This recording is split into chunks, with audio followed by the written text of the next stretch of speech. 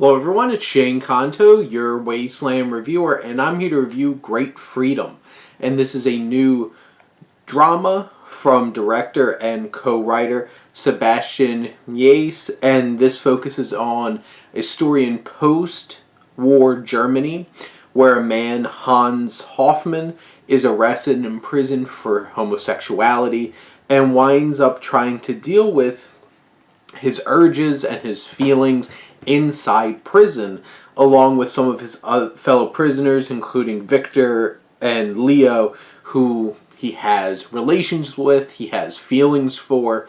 And right off the bat, Meise creates a very engrossing cinematic experience with a combination of his direction along with the cinematography of Crystal Fournier, who is able to take very grainy, vintage-looking camera work and making this film, this opening sequence in the film is like this some kind of like surveillance camera watching all the men having relations with each other in like the locker room and the showers, and it's very old school approach to actually shooting footage, and it feels like you're back into this time period. And the rest of the film has this vintage look to it. The production design, the costumes all look very believable and vintage, and it's allows you to really get into this time and this place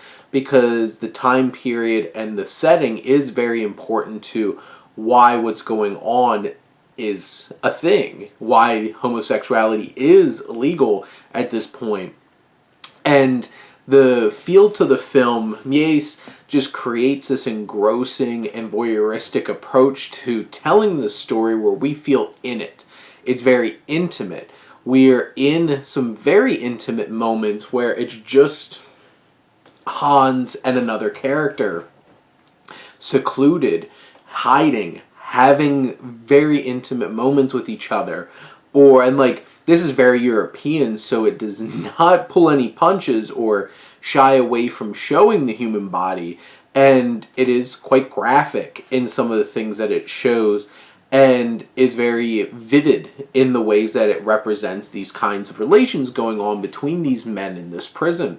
There's a lot of tension, there's a lot of struggles with perspective, and Hans, played by Franz Rogowski, who is a fantastic actor in Undine and Transit, and gives a great performance in this film as well, as a very raw and rebellious man who goes through so much throughout the course of this film, coming into conflict and also falling deeply into love and affection and intimacy with some of the other men in this prison.